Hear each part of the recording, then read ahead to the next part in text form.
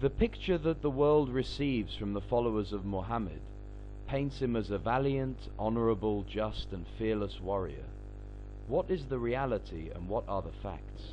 The greatest threat to the exposure of the falsehood of the Quran are knowledge of the Quran, Hadiths, the Hebrew Bible, the New Testament, and related scriptures and history.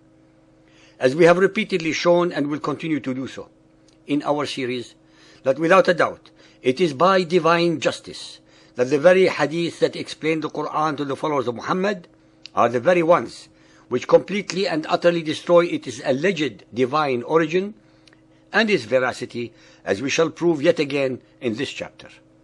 Sahih al-Bukhari Hadith 4.54, narrated by Abu Huraira. The Prophet said, "By him in whose hands my life is, I would certainly never remain behind an army unit setting out in Allah's cause. By him in whose hands my life is, I would love to be martyred in Allah's cause and then get resurrected, and then get martyred and then get resurrected again, and then get martyred and then get resurrected again, and then get martyred." Muhammad, in his own words, admits that he did not fight in most of the raids that he either initiated or conducted. He preferred death in jihad than life, as long as it was the death and jihad fought by his followers and not by himself. What a spineless coward! He sent his simpleton and gullible followers to their demise with promises of booty and rape if they survived, and unlimited sensual and sexual pleasures in his perverted version of paradise if they got slaughtered. With such promises, they could not go wrong whether dead or alive. Then the brave Muhammad, who did not fight, boast of how he would have preferred to die in the way of Allah in jihad again and again and again. Ibn Ishaq 373. The apostle wore 2 coats of mail on the day of Uhud, and he took up a sword and brandished it, saying, "Who will take this sword with its right?" Muhammad did not get into the pitch of battle, but retired to the top of the hill surrounded by his bodyguards. That is why he gave his own sword to someone else to fight with. It is obvious that Muhammad was no Alexander the Great, nor a Julius Caesar, but a pure coward who had to wear 2 coats of mail, even though he had no intention of exposing himself to danger, but relying on others to die for him, his ideas and his fraudulent promises. Sahih al-Bukhari Hadith 4.276, narrated by Al-Bara bin Azib. The Prophet appointed Abdullah bin Jubair as the commander of the archers who were 50 on the day of the battle of Uhud. He instructed them, "Stick to your place. You should not leave your place till I send for you." When the infidels were defeated, by Allah, I saw the women fleeing, lifting up their clothes, revealing their leg bangles and their legs. So the companions of Abdullah bin Jubair said, "The booty! O people, the booty! Your companions have become victorious. What are you waiting for? Now." Abdullah bin Jubair said, "Have you forgotten what Allah's apostle said to you?" They replied, "By Allah, we will go to the enemy and collect our share from the war booty." But when they went to them, they were forced to turn back defeated. At that time, Allah's apostle in their rear was calling them back. Only 12 men remained with the Prophet, and the infidels martyred 70 men of us. Then Abu Sufyan, the leader of the unbelievers, asked 3 times, "Is Muhammad present among these dead people?" The Prophet ordered his companions not to answer him. The Hadith and their history amply prove that those who converted to the followers of Muhammad did not do so for sublime spiritual reasons, but for booty, plunder, rape, and enslavement of the wealth, hard work, and the fruitful produce of other peoples. Sahih Muslim Hadith 4413, narrated by Anas bin Malik. It has been reported on the authority of Anas bin Malik that when the enemy got the upper hand on the day of the Battle of Uhud, the Messenger of Allah was left with only 7 men from the Ansar and 2 men from the Quraysh. When the enemy advanced towards him and overwhelmed him, he said, "Whoever turns them away from us will attain paradise or will be my companion in paradise."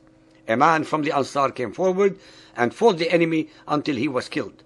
The enemy advanced and overwhelmed him again, and they repeated the words, "Whoever turns them away from us will attain paradise or will be my companion in paradise." Another man from the Ansar came forward and fought until he was killed. This state of affairs continued until the 7 Ansar were killed, one after the other.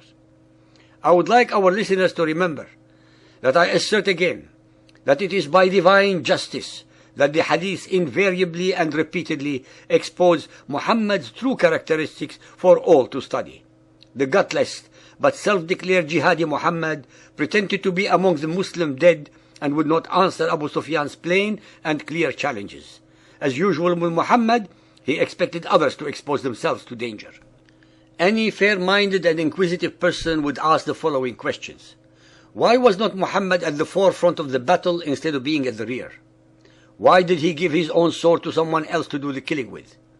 Why did he wear 2 coats of mail, especially since he had no intention of fighting?